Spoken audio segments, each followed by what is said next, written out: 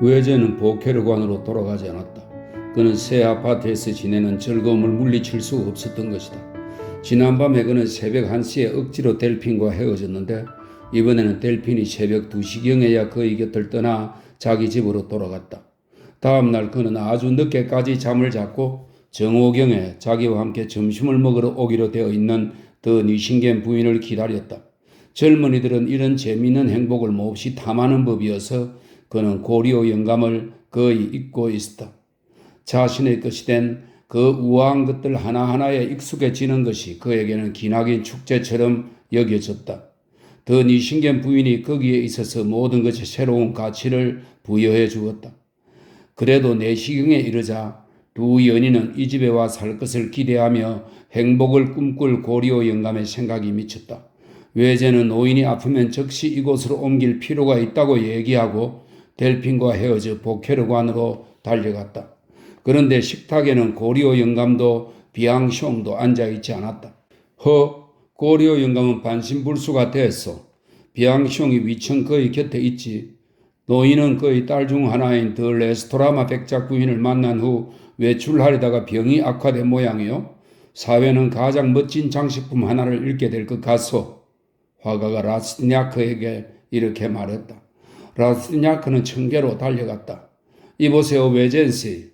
외젠씨, 아주머니가 부르세요. 실비가 소리쳤다. 과부댁이 그에게 말했다. 이보세요. 고리오 씨와 당신은 2월 15일에 나갈 예정이었어요. 15일이 지난 지 사흘째로 오늘이 18일이에요. 당신과 그 사람의 한 달치를 지불해야 하는데 만약 당신이 고리오 영감의 보증을 쓴다면 당신의 구두 약속으로도 좋겠어요. 왜 그러세요? 신용하지 못하시겠어요? 신용이라. 노인이 정신을 못 차리고 죽게 되면 그의 딸들은 내게 동전 한 푼 안 줄 테고 그의 넉마를 통틀어도 10프랑 어치도 안 나갈 거요. 오늘 아침 영감은 그의 마지막 남은 식기들을 들고 나갔는데 그 까닭을 모르겠어요. 그는 젊은 사람처럼 차려입고 나갑디다. 우스운 얘기지만 나는 영감이 연지를 바르지 않았나 생각했다고요. 아주 젊어진 것처럼 보였다니까. 내가 모두 보증하겠습니다. 외제는 재난이 닥칠 것을 걱정하여 두려움에 몸을 떨며 말했다. 그는 고리오 영감의 방으로 올라갔다. 노인은 침대 위에 누워 있었고 비앙숑이 그의 곁에 있었다. 안녕하세요, 영감님. 외제니 그에게 말했다. 노인은 그에게 부드럽게 미소를 짓고 흐릿한 눈을 그를 향해 돌리며 말했다. 그 애는 어떻게 지내요?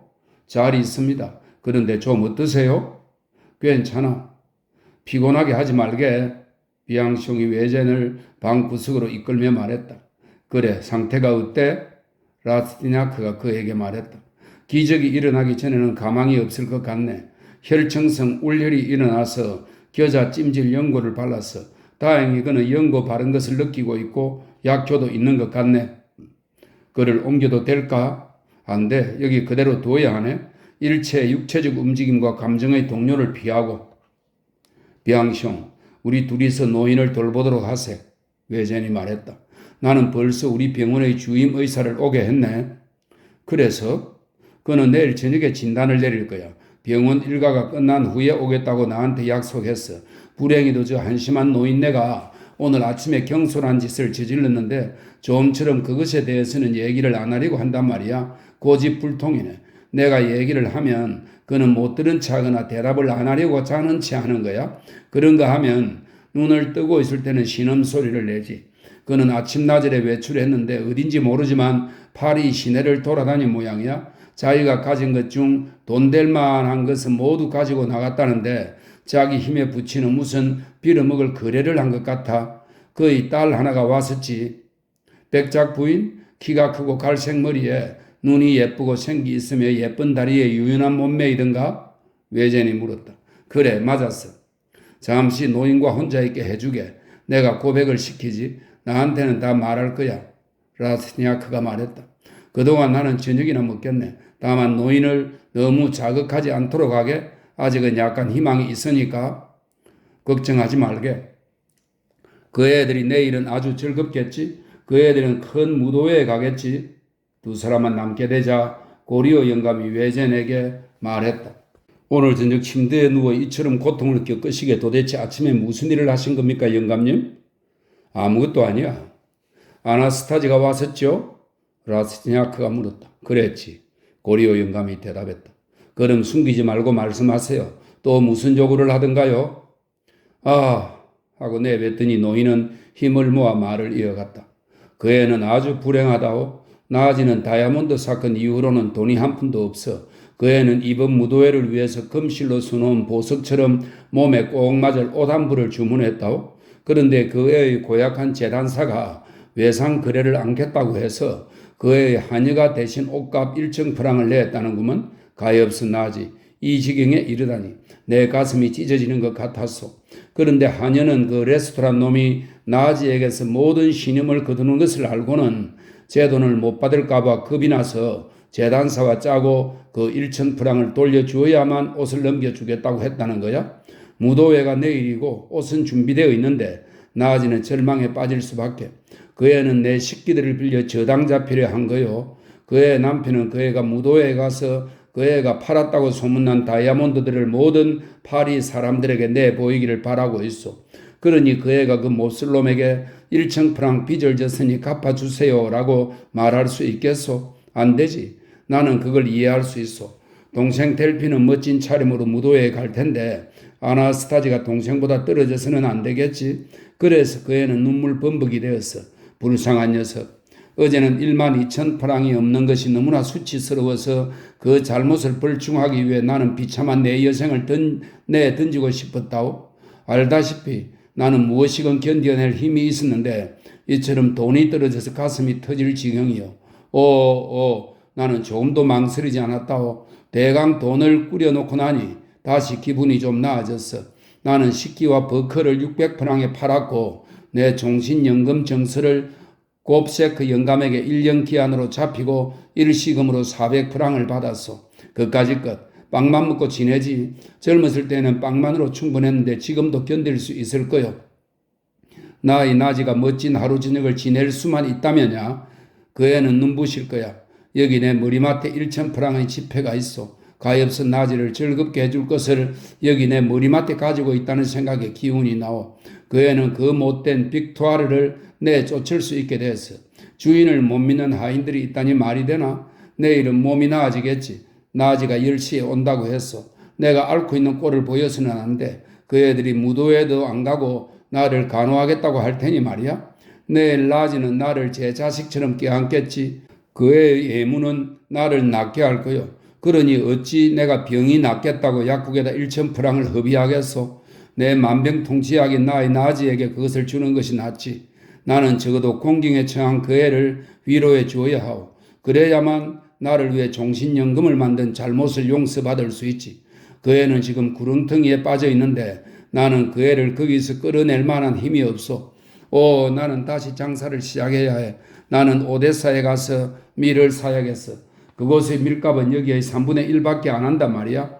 곡물을 그대로 수입하는 것은 금지되어 있지만 법을 만든 양반들이 밀을 원료로 해서 다른 제품을 금지할 생각은 못했단 말이야. 내가 오늘 아침 그 생각을 해냈지. 전분을 만들어 들여오면 큰 장사가 될 거야. 저 양반 돌았군. 외제는 노인을 쳐다보며 혼자 말을 하고는 이어서 그에게 말했다. 자, 좀 쉬십시오. 그만 말씀하시고. 비앙시옹이 다시 올라오자 외제는 저녁을 먹으러 내려갔다. 그러고 나서 두 사람은 밤새 번갈아 환자를 지키며 한 사람은 의학 서적을 읽고 또 한 사람은 자기 어머니와 누이들에게 편지를 썼다. 이튿날 환자에게 나타난 증상은 비앙숑의 의견에 따르면 좋은 조짐이었다. 그러나 그 증상은 두 학생만이 맡아 할 수 있는 계속적인 간호를 요하는 것이었는데 간호하는 얘기를 위해 이 시대의 정숙한 관용어법을 위반할 수는 없는 노릇이다.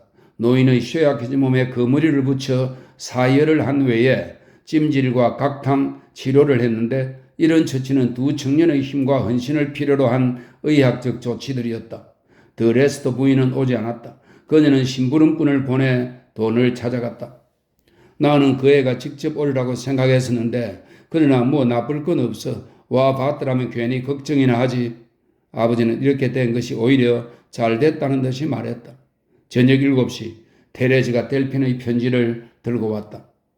이보세요. 대체 뭐하고 계세요? 사랑받자마자 저는 벌써 잊혀졌나요? 마음과 마음을 서로 터놓고 얘기를 나누었을 때 당신은 나에게 너무나 아름다운 영혼을 보여주어서 감정에는 많은 뉘앙스가 있다는 것을 알면서도 당신만은 영원히 충실할 수 있는 사람이라고 믿어요. 모세의 기도를 들으면서, 이 모세의 기도는 1819년 로시니가 작곡한 악곡입니다. 모세의 기도를 들으면서 당신은 이건 어떤 사람들에게는 똑같은 음이지만 다른 사람들에게는 무한한 음악이요 라고 말했어요. 더 보샹 부인의 무도회에 가기 위해 오늘 저녁 내가 당신을 기다리고 있다는 것을 생각하세요? 다주다시의 결혼 계약 서명이 오늘 아침 정말로 궁정에서 이루어졌어요. 그런데 가련한 자작 부인은 그 사실을 오후 2시에 알았어요. 사형 집행이 있을 때 사람들이 그레브 광장으로 밀려가듯 파리의 모든 사교계 인사들이 자작 부인 댁으로 갈 거예요. 그 부인이 자신의 고통을 감출지 멋지게 죽을 수 있을지를 보러 간다는 것은 잔인한 일이 아닐까요? 내가 이미 그 부인 댁에 드나들었다면 나는 분명히 가지 않을 거예요. 그러나 부인은 아마 앞으로는 사람들을 맞아들이지 않을 것이고 그러면 내가 기울인 모든 노력이 무의가 되고 말 거예요. 내 입장은 다른 사람들과는 아주 다른 것이죠. 그런데다가 내가 그 댁에 가는 것은 당신을 위해서이기도 해요. 당신을 기다리고 있어요. 만약 2시간 내에 당신이 내 곁으로 오지 않으면 나는 당신의 그 배반을 용서할 수 있을지 모르겠어요.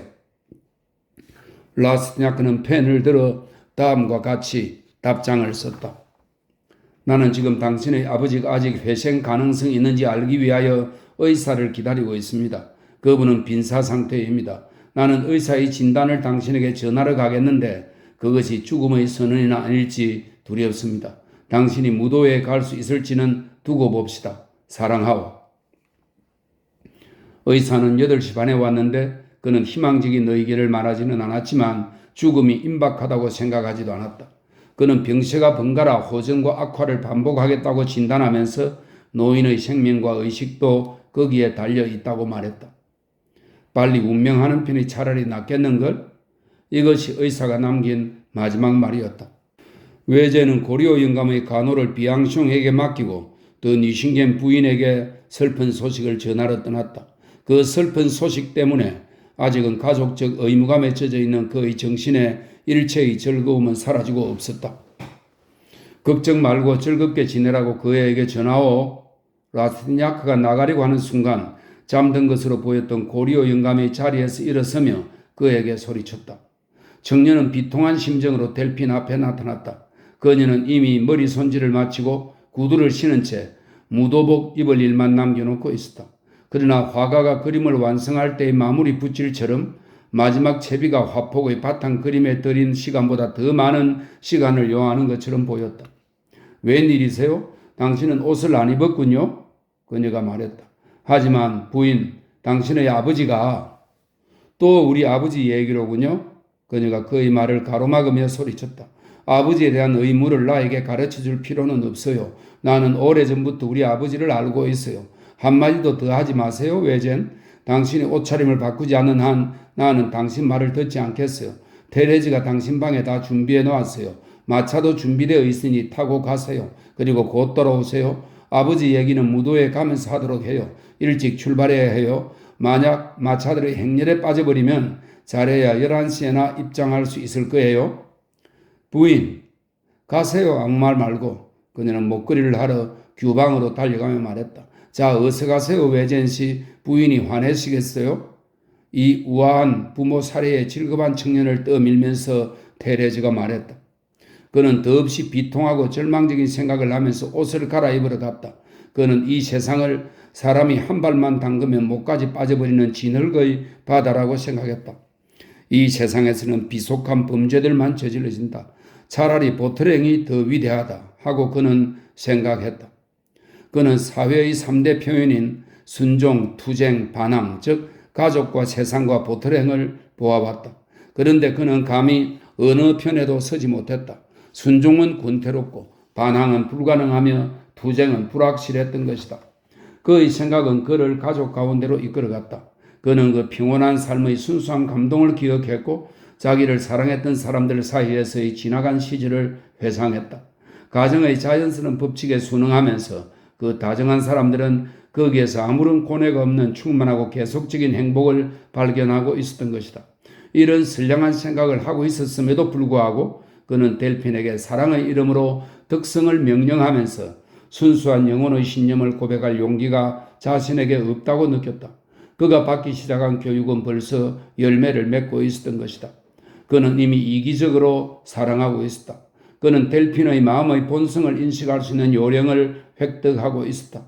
그는 델핀이 무도에 가기 위해서는 자기 아버지의 시체라도 밟고 나갈 여자라는 것을 예감했으며 설교자의 역할을 행할 힘도 그녀의 비위를 거스릴 용기도 그녀의 곁을 떠날 덕성도 그는 지니고 있지 못했다. 이런 상황에서 내가 그녀의 뜻을 꺾는다면 그녀는 결코 나를 용서하지 않을 거야. 그는 생각했다. 그리고 그는 의사의 얘기를 해석하면서 고리오 영감은 자기가 생각하는 만큼 그렇게 병세가 위중한 것은 아니라고 간주해버렸다. 요컨대 그는 델핀을 정당화하기 위해 여러 가지 살인적인 억설들을 쌓아 올렸다. 그녀는 자기 아버지가 빠져있는 상태를 잘 알지 못한다거나 만약 딸이 아버지를 보러 가더라도 노인은 딸을 무도회로 되돌려 보낼 것이라는 등의 생각이었다. 가족 사이에서는 성격의 차이라든지 이해관계와 상황의 다양성 등 수많은 변형된 이유로 인하여 명백한 범죄도 용서받는 데 반하여 형식상 요지부동인 사회적 법칙은 흔히 가차없는 단죄를 내린다. 외제는 자기 자신을 기만하고 싶어 했다. 그는 연인에게 자신의 양심을 희생할 태세가 되어 있었다. 이틀 전부터 그의 삶에는 모든 것이 변해 있었다. 여자가 그의 삶에 혼란을 투사했고 가족관념을 퇴색시켰으며 그녀에게 유리하게 모든 것을 압류해버렸던 것이다. 라스냐크와 델핀은 서로 가장 강렬한 향락을 느끼기 위한 최적의 조건에서 만났다. 잘 준비된 그들의 정열은 보통은 정열을 소멸시키기 마련인 향락에 의해서 오히려 커갔다. 그 여인을 소유하고 나자 외제는 그때까지는 자기가 그녀를 욕망의 대상으로만 생각해 왔었음을 알게 되었다. 그는 행복을 맛본 다음 날에야 그녀를 사랑했다. 사랑이란 어쩌면 쾌락에 대한 사은에 불과한 것인지도 모른다. 그 여자가 치욕스럽건 숭고하건 간에 그는 자기가 지창금처럼 그녀에게 가져다 주었고 또 그녀로부터 받은 관능적 쾌락 때문에 그녀를 열애했다. 마찬가지로 델핀도 탄탈로스는 리디아의 신화상의 왕입니다. 그 자신 제우스 신의 아들이었으나 올림포스의 비밀을 인간에게 누설하여 신들의 징벌을 받았다고 이렇게 설명되어 있습니다. 델핀도 탄탈로스가 자기의 배고픔을 달래주거나 마른 목의 갈증을 식혀주러 오는 천사를 사랑하는 것처럼 라스티냐크를 사랑했다. 그래, 아버지는 어떠세요? 그가 무도회 복장을 입고 돌아오자 더 니신겐 부인이 그에게 물었다. 극도로 나쁩니다. 당신이 나에게 당신 애정의 증거를 보여주고자 한다면 빨리 달려가서 뵙도록 합시다. 그가 대답했다. 물론 그래요. 하지만 무도회가 끝난 다음에요. 나의 외젠 좀 가만히 계세요. 나한테 설교를 하지 말고요. 자, 가요. 그녀가 말했다. 그들은 출발했다. 길을 가는 동안 외제는 잠시 침묵을 지켰다. 대체 왜 그래요? 그녀가 물었다. 당신 아버지의 헐떡거리는 소리가 들리는 것 같습니다. 그는 환한 어조로 대답했다. 그리고 그는 젊은 나이의 열렬한 웅변으로 더 레스터 부인이 허영심 때문에 저지른 잔혹한 행위, 아버지의 마지막 헌신으로 야기된 치명적 병세, 그리고 아나스타지의 금박 옷이 치르게 한 대가를 얘기하기 시작했다. 델핀은 울고 있었다. 눈물 때문에 얼굴이 미워 보일 텐데 하고 그녀는 생각했다. 그러자 그녀의 눈물은 말랐다. 나는 아버지를 간호하러 가겠어요. 그리고 아버지 머리맡을 떠나지 않겠어요. 그녀가 말을 이었다. 아, 바로 그것이 내가 듣고 싶던 말이요. 라트냐크가 외쳤다. 500대에 이르는 마차의 등불들이 더 보시앙 저택 부근을 환하게 밝히고 있었다. 불이 밝혀진 대문 양편으로 헌병 한 명이 오락가락하고 있었다. 상류 사교계 인사들이 너무나 많이 쇄도했고 모두들 몰락의 순간에 이 귀부인을 버리고 몹시 서둘렀기 때문에 더 뉘신겐 부인과 라스티냐크가 나타났을 때에는 저택 1층에 있는 방들은 이미 만원을 이루고 있었다. 루이 14세의 번복으로 애인을 빼앗겼던 공주의 집에 궁정의 모든 사람들이 몰려들었던 때 이후로, 이 말은 1670년 12월 15일 루이 14세는 사촌 누이인 공주와 더 로젠 공작의 결혼을 성일했다가 사흘 후에 분복한 일을 말하는 것입니다. 루이 14세의 분복으로 애인을 빼앗겼던 공주의 집에 궁정의 모든 사람이 몰려들었던 때 이후로 더 보시앙 부인의 경우보다 더 현란한 비련의 사건은 없었던 것이다. 이런 상황에서도 그의 왕가나 다름없는 부르고뉴 가문의 마지막 딸은 자신의 불행에 대해 초연한 태도를 보였고 마지막 순간까지 사교계를 압도했다. 그녀가 사교계의 허영심을 용납한 것은 오직 자신의 정열을 이기는 데 이용하기 위해서였다. 파리의 가장 아름다운 여인들이 화려한 의상과 미소로 살롱들의 활기를 불어넣고 있었다. 궁정의 고위 인사들, 대사들, 장관들, 각계의 저명 인사들이 형형색색의 훈장과 휘장으로 장식하고 자작 부인 주위로 몰려들었다. 오케스트라는 그곳의 여왕에게는 사막과도 같은 이 궁전의 황금빛 천장 아래서 계속 음악을 울려대고 있었다. 더 보시앙 부인은 친구를 자처하는 사람들을 맞이하기 위해 첫 번째 살롱 앞에 서 있었다. 흰 옷을 입고 단순하게 따내린 머리에는 아무 장식도 안 한 그녀는 평온해 보였고 괴로움도 오만도 거짓 즐거움도 드러내지 않았다. 아무도 그녀의 마음속을 들여다볼 수 없었다.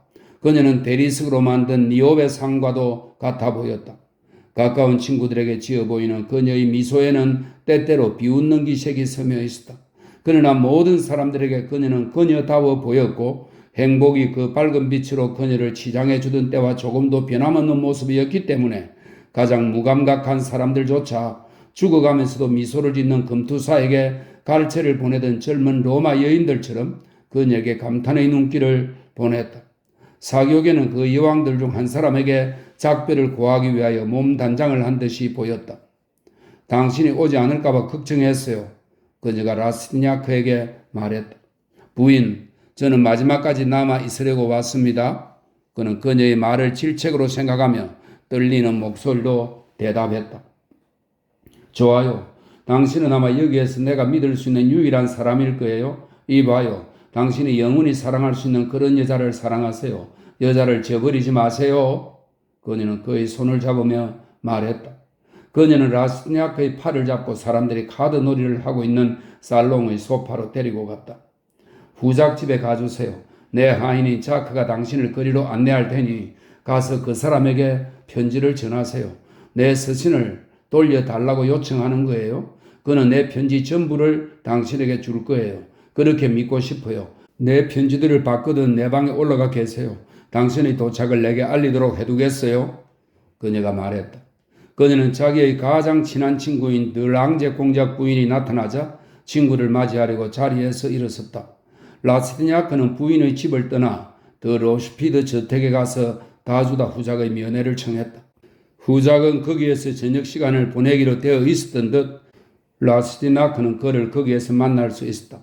후작은 학생을 자기 집으로 데리고 가서 그에게 상자 하나를 내주며 그 안에 다 들어 있습니다 하고 말했다. 그는 외젠에게 무언가 더 말을 하고 싶은 듯이 보였다. 무도회의 상황과 자작 부인에 대해 외젠에게 물어보고 싶었거나 또는 결국 나중에 그렇게 되었듯이 자신의 결혼에 대해 어쩌면 벌써부터 실망하고 있다고 그에게 털어놓고 싶었는지도 모른다. 그러나 그의 눈에 자존심의 불길이 번쩍였고 결국 그는 자신의 가장 고결한 감정에 대한 비밀을 지키는 비장한 용기를 발휘했다. 나에 대해서는 부인에게 아무 말도 하지 마십시오, 외젠 씨. 그는 말했다. 그는 다정하고도 슬픈 태도로 라스티냐크의 손을 꼭 잡더니 가보라는 몸짓을 해 보였다. 외제는 더 보시앙 저택으로 돌아와 자작 부인의 방으로 안내되었다. 그 방에서 그는 부인이 떠날 준비를 해놓은 것을 보았다. 그는 난로가에 앉아 삼나무로 만든 그 작은 상자를 쳐다보며 깊은 우수에 잠겼다. 그에게는 더 보시앙 부인이 일리아스에 나오는 여신들과도 같은 위치의 여인이었던 것이다. 아, 외젠. 자작 부인이 들어와 그의 어깨에 손을 얹으며 말했다. 그는 자기 사촌 누님이 울고 있는 것을 보았다. 그녀는 두 눈을 허공으로 쳐들고 한 손은 떨고 다른 한 손은 치켜들고 있었다. 그녀는 갑자기 상자를 집어들더니 그것을 불길 속으로 던지고 타는 것을 바라보았다. 사람들은 춤추고 있어요. 그들은 모두 아주 정확하게 찾아왔어요. 죽음은 나중에 올 텐데. 쉬, 외젠. 라스티냐크가 무슨 말을 하려 하자 그의 입에 손가락을 갖다 대며 그녀가 말했다. 나는 이제 파리도 사교계도 다시 보지 못할 거예요. 새벽 5시에 출발해서 나는 노르망디 구석으로 파묻히러 가요. 오후 3시부터 정서에 서명을 하고 여러 가지 일을 살피는 등 준비하느라고 나는 아무도 보낼 수가 없었어요. 그 집, 그녀는 말을 멈추었다. 그 사람을 틀림없이 찾아낼 수 있었군요. 그 집에서. 그녀는 또다시 괴로움에 짓눌려 말을 중단했다. 이런 순간에는 모든 것이 고통이어서 어떤 말들은 입 밖에 내기가 불가능한 것이다. 결국 나는 이 마지막 부탁을 오늘 저녁에 당신에게 할 수 있으리라고 생각했어요. 그녀가 말을 이었다. 당신에게 내 우정의 징표를 드리고 싶어요. 나는 자주 당신 생각을 할 거예요. 그런 자질이 희귀한 이 세상 가운데에서 당신은 선량하고 고결하며 젊고 순수해 보였어요. 당신도 때때로 나를 생각해 주기 바라요. 자, 이거 받으세요. 그녀는 주위를 둘러보며 말했다. 이것은 내가 장갑을 넣어두던 상자예요. 무도회나 극장에 가기 전에 내가 장갑을 꺼내 낄 때마다 나는 내가 아름답다고 느끼곤 했어요. 그때는 내가 행복했으니까요. 이 상자를 만질 때마다 나는 이 속에 아름다운 생각만을 남겼어요. 이 상자 속에는 나의 많은 것이 들어있어요. 이제는 더 이상 존재하지 않는 더 보시앙 부인 전체가 들어있는 것이죠. 자, 이걸 받으세요. 아르투가의 당신 집으로 갖다 드리도록 하겠어요. 더 니싱겐 부인이 오늘 밤 아주 예쁘더군요. 그 여자를 사랑해 주세요. 우리가 앞으로 보지 못하더라도 나에게 잘 대해주었던 당신을 위해 기도하겠어요. 내려갑시다. 내가 울고 있다고 사람들이 믿게 하고 싶지 않으니까요. 내 앞에는 영혼과도 같은 시간이 놓여 있어요. 나는 그 속에서 혼자 있을 거예요. 아무도 나의 눈물에 대해 물어보지 못하겠지요.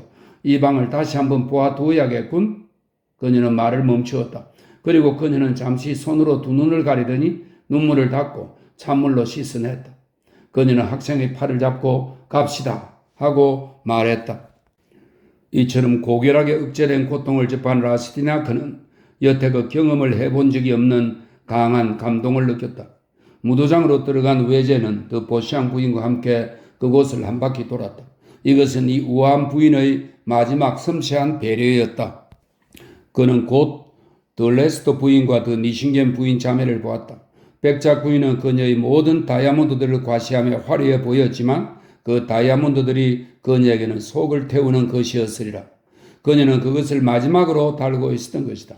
그녀의 자존심과 사랑이 아무리 강하다 할지라도 그녀는 자기 남편의 눈길을 잘 견뎌내지 못하고 있었다.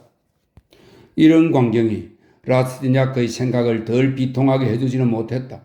그가 이탈리아인 대령의 모습에서 보트랭을 연상했다면 두 자매의 다이아몬드 아래에서는 고리오 영감이 누워있는 초라한 침대를 연상했다. 이런 우울한 그의 태도를 잘못 생각한 자작 부인이 그의 팔을 놓으며 말했다. 가보세요. 당신의 즐거움을 막고 싶지 않아요. 외제는 곧 델핀에게 붙잡혔다. 그녀는 자기가 발휘한 성공적 효과에 행복감을 느끼고 있었으며 자기가 받아들여지기를 희망해왔던 이 사교계에서 굳어들인 찬사를 외전의 발밑에 바치고 싶어 안달이었다. 나아지가 어떻게 보여요? 그녀가 외전에게 물었다. 그 여자는 자기 아버지의 죽음까지도 할인했었소. 라스니아크가 말했다. 새벽 4시경이 되자 살롱의 군중들이 흩어지기 시작했다. 곧이어 음악 소리도 들리지 않았다. 드랑제 공작 부인과 라스니아크만이 큰 살롱에 남게 되었다. 자작 부인은 거기에 라스니아크만이 있을 것이라고 생각하고서 더 보시앙 씨에게 작별 인사를 한 다음 살롱으로 왔다. 더 보시앙 씨는 여보, 당신 나이에 응가하겠다니 잘못 생각한 거요. 우리와 같이 남아 있읍시다 하고 그녀에게 되풀이 말한 후 잠을 자러 갔다. 공작 부인을 보자 더 보시앙 부인은 놀라움의 감탄사를 억제하지 못했다. 클라라, 나는 당신 의중을 짐작했어요. 드랑제 부인이 말했다. 당신은 떠나서 안 돌아올 거죠. 그렇지만 내 말을 듣고 우리가 서로 이해하기 전에는 못 떠나요. 그녀는 친구의 팔을 잡고 옆 살롱으로 이끌고 가서 눈물을 글썽이며 바라보더니 품에 껴안고 두 볼에 키스를 퍼부었다. 이봐요. 나는 당신과 쌀쌀하게 헤어지고 싶지는 않아요. 그러면 너무나 무한한 회한이 남을 거요? 오늘 밤 당신은 위대했어요. 나도 당신에게 어울릴 만한 친구라고 느꼈고 당신에게 그것을 증명하고 싶어요. 나는 당신에게 잘못한 점이 많았어요. 당신을 항상 잘 대하지 못했어요. 용서해요, 여보. 당신의 마음을 상하게 했던 일들은 모두 잘못이었어요. 내가 한 시련들을 취소하고 싶어요. 똑같은 고통이 우리의 두 영혼을 결합시켜 주었어요. 우리 둘 중 누가 더 불행할지 모르겠군요. 더 몽리보 씨가 오늘 밤 여기 오지 않았어요. 뭘 뜻하는지 알죠? 클라라, 오늘의 무도회 시간 동안 당신을 보았던 사람은 누구나 당신을 결코 잊지 못할 거예요. 나는 최후의 노력을 시도해 보겠어요. 만약 실패한다면 나는 수녀원으로 가겠어요. 당신은 어디로 가는 거죠? 노르망드의 크루셀로. 하나님이 나를 이 세상에서 데려가시는 날까지 사랑하고 기도하러 가는 거예요. 이리 오세요, 라스냐크 씨. 자작부인은 청년이 기다리고 있는 것을 생각하고 감동된 목소리로 불렀다. 학생은 무릎을 꿇고 누님의 손을 잡고 키스했다. 자리스 앙뚜아넷, 부디 행복하세요. 더 보시앙 부인은 이렇게 말하고 이어서 라스냐크를 향해 말했다. 당신으로 말하자면 당신은 행복한 셈이죠. 당신은 젊고 무언가를 믿을 수 있으니까요. 이 세상을 떠나면서 나는 죽음을 맞은 운 좋은 사람들처럼 내 주위에서 경건하고 진실한 감동을 맛보게 되는군요. 더 보시앙 부인이 여행용 사륜 마차에 오르는 것을 보고 눈물에 젖은 그녀의 마지막 작별 인사를 받은 다음 라스티나크는 새벽 5시경에 하숙집으로 돌아갔다. 민중의 아침하는 몇몇 인사들이 민중에게 믿게 하려는 것과는 달리 부인의 눈물은 가장 신분이 높은 사람들도 감정의 법칙에서 벗어나 슬픔 없이 살 수는 없다는 것을 보여주는 것이었다. 외제는 춥고 습한 날씨 속에 보케르관을 향해 걸어서 돌아갔다. 그의 교육은 끝나가고 있었다. 우리는 불쌍한 고리오 영감을 구할 수 없을 것 같네? 라스냐크가 노인의 방에 들어서자 비앙숑이 그에게 말했다. 외제는 잠든 노인을 바라본 다음 비앙숑에게 말했다. 이보게, 자네는 자네의 욕망을 절제한 겸허한 운명을 추구하게 나는 지옥에 빠졌어. 그리고 이 지옥에 머물러 있어야겠네. 사교계에 대해 어떤 지독한 얘기를 듣더라도 그것을 믿게. 황금과 보석으로 뒤덮인 그 세상의 끔찍함은 유베날리스라도 그려낼 수 없을 거야. 다음 날 오후 2시경 라스냐크는 비앙숑이 깨워서 일어났다. 외출해야만 했던 비앙숑은 오전 동안의 상태가 몹시 악화된 고리오 영감의 간호를 그에게 부탁했다. 노인의 생명은 이틀, 어쩌면 6시간도 남아있지 않네. 의과대 학생이 말했다. 그렇지만 우리가 병과의 싸움을 중지할 수는 없지. 그에게 비싼 치료를 해주어야만 하겠는데 우리가 간호원 노릇은 잘할 수 있겠지만 나한테는 돈 한 푼도 없어. 나는 그의 호주머니를 뒤집어 보았고 장롱도 뒤집어 보았지만 아무것도 없는 거야. 노인이 정신이 들었을 때 물어보니까 동전 한 푼 없다고 하더군. 자네 좀 가진 것 있나? 20프랑 남아있네. 하지만 그걸 도박에 걸어서 따야겠어. 라스티냐크가 대답했다. 이러면 어쩌려고? 그의 사위와 딸들에게 돈을 달라고 하지. 그들이 돈을 안 주면? 비앙숑이 말했다. 지금 이 순간에 가장 급한 것은 돈을 구하는 것이 아니라 노인의 발에서부터 넓적다리 중간까지를 끓는 겨자 연고로 감싸는 일이야. 노인이 소리를 지르면 희망이 있네. 자네 그 일 어떻게 하는지 알고 있지? 또 크리스토퍼가 도와줄 거야. 나는 약국에 들러 우리가 쓸 모든 약을 외상으로 구입할 수 있도록 부탁해 봐야겠네. 불쌍한 노인을 우리 병원으로 옮길 수 없었던 것이 불행이야. 병원에서라면 좀 더 나았을 텐데. 자, 가서 노인 곁에 있게. 그리고 내가 돌아올 때까지는 자리를 뜨지 말게. 두 젊은이는 노인이 누워있는 방으로 들어갔다. 외제는 창백하고 몹시 허약하며 경련이 일고 있는 노인의 얼굴 모습의 변화에 질겁했다. 좀 어떠세요, 영감님? 그는 초라한 침대 위로 몸을 구부리고 물었다.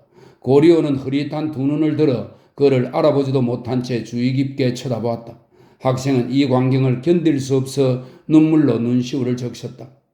비앙숑, 창문에 커튼을 쳐야 하지 않을까? 아니야. 대기의 상태가 노인에게는 더 이상 영향을 미치지 않아. 그가 추위나 더위를 느낀다면 아주 다행일 거야. 그렇지만 탕약을 만들거나 다른 여러 가지 일들을 준비하기 위해 우리에게는 불이 필요해. 우리가 장작을 구할 때까지 쓰도록 자네에게 큰 나무단을 보내겠네. 어제와 지난밤에 나는 자네의 장작과 노인의 토탄을 다 뗐다네. 축축해서 벽에서 물방울이 떨어지던 걸 겨우 이 방을 건조시킬 수 있었지. 크리스토프가 방을 비질했는데 이건 꼭 외양간 꼴이야? 노간주 나무를 태웠더니 냄새가 지독하거든. 제기랄, 그의 딸들은 뭐하는 거야? 라스티냐크가 말했다. 자, 노인이 마실 것을 요구하면 이걸 주게. 인트는 하얀 큰 단지 하나를 라스니아크에게 가리키며 말했다. 노인의 신음소리가 들리거나 배가 뜨겁고 딱딱해지거든 크리스토프의 도움을 받아 약을 복용시키게. 자네 알지? 혹시 그가 크게 흥분하거나 말을 많이 하거든 요컨대 가벼운 창난 증세를 보이거든 그대로 내버려 두게. 그건 나쁜 증세는 아닐 거야. 그러나 크리스토프를 고생병원으로 보내게. 우리 병원 의사 아니면 내 동료나 내가 와서 뜸요법을 시행할 테니까 오늘 아침 자네가 자고 있는 동안 가을 박사의 제자 한 사람과 시립병원 주임 의사와 우리 병원 의사가 함께 큰 진찰을 했네. 그 의사들은 기이한 증상을 알아보았고 의학적으로 아주 중요한 몇 가지 점을 밝히기 위해 병세의 진전을 지켜보기로 했네. 그 의사들 중 한 사람은 혈청의 압력이 신체의 다른 기관보다 어느 한 기관에 더 강하게 작용하면 특수한 현상을 일으킬 수 있다고 주장했네. 노인이 말을 하거든 노인의 말을 잘 들어보고 그의 얘기가 어떤 종류의 관념에 속하는지를 확인하도록 하게. 그것이 기억, 통찰, 판단력의 결과에 기인하는 것인지 그가 물질 또는 감정에 관심을 갖는 것인지 그가 계산을 하는지 과거로 되돌아가는지를 확인하라는 말일세. 요컨대 우리에게 정확한 보고를 할 수 있도록 해주게. 혈청의 침투가 전체적으로 일어날 수도 있네. 그러면 노인은 지금처럼 얼빠진 상태로 죽게 될 거야. 이런 종류의 병에서는 모든 것이 아주 괴상하단 말이야. 이어서 비앙숑은 환자의 후두부를 가리키며 말했다. 만약 여기가 펑 터진다면 특이한 현상의 예가 발생할 거야. 뇌는 몇몇 기능을 회복하게 되고 죽음은 좀 더 더디게 일어날 거야. 혈청이 뇌에서 방향을 바꿀 수 있는데 그럴 경우에는 시체 해부를 해보지 않는 한 그 흐름의 경로를 알 수가 없다네. 폐질자 구제원에 얼빠진 노인 한 사람이 있는데 그 사람 경우에는 혈청 유출이 척추를 따라 내려가서 그 사람은 끔찍한 고통을 겪지만 살아있기는 하지. 그 애들이 즐겁게 지냈소? 고려 영감이 외젠을 알아보고서 물었다. 자기 딸들 생각만 한단 말이야? 비앙숑이 말했다. 지난밤에는 그 애들이 춤을 추는구나. 그 애는 제 옷을 찾아 입었지. 하고 나에게 100번 이상은 말하더군. 노인은 딸들의 이름을 불러댔어. 델핀, 내 귀여운 델핀, 나지. 하고 말이야. 제 얘기를 할 그 어조에 눈물이 나더라고. 정말로 눈물을 쏟게 만들어. 의과대학생이 말했다. 델핀, 그 애가 여기 있지 안 그래? 나는 알고 있었어. 노인이 말했다.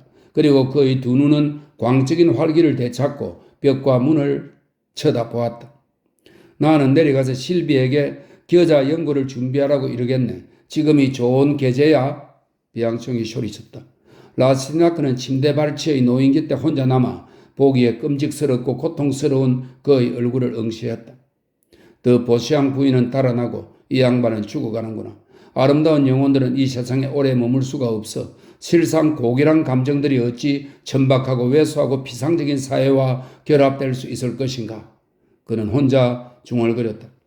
그가 참석했던 축제의 영상이 그의 기억에 떠올라 이 임종의 침상광경과 대조를 이루었다. 갑자기 비앙숑이 다시 나타났다. 이복의 외젠, 나는 방금 우리 주임 의사를 만나고 내쳐 달려서 돌아왔네. 노인이 정신을 차릴 조짐을 보이거나 말을 하거든 긴 겨자 연고 위에 눕혀 목 들면서 허리 아래까지 겨자로 감싸도록 하고 우리를 부르게. 이복의 비앙숑, 외젠이 말했다. 의학적 연구 케이스란 말이야. 의과대학생이 초심자다운 열정을 띠고 대꾸했다. 이봐, 이 불쌍한 노인을 나 혼자서 정성으로 간호해야 되겠군? 자네가 오늘 아침에 나를 보았더라면 그런 말을 하지 못할 거야? 친구의 말에 기분이 상하지 않으면서도 비앙숑이 이렇게 대꾸했다. 경험을 쌓은 의사들은 병만을 보지만 나는 아직 환자를 본다네 이 사람아. 그는 머지않아 일어날 발작을 걱정하면서 노인 곁에 외제만 남겨놓고 가버렸다. 여보게 바로 자네로군? 외제를 알아보고 고려 영감이 말했다. 좀 나으세요? 노인의 손을 잡으며 학생이 물었다. 그래, 머리를 바이스로 꽉 쥐는 것 같았는데 좀 풀리는군? 내 딸들을 보았소? 그 애들이 곧 올 거야. 그 애들은 내가 아픈 것을 알자마자 달려올 거야.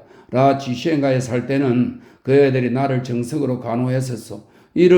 그 애들을 맞으면 방이 깨끗해야 할 텐데 어떤 젊은이가 내 토탄을 다 떼버렸어? 크리스토프가 오는 소리가 들리는군요. 그 젊은이가 보낸 장작을 크리스토프가 이리 올려올 거예요. 외전이 노인에게 말했다.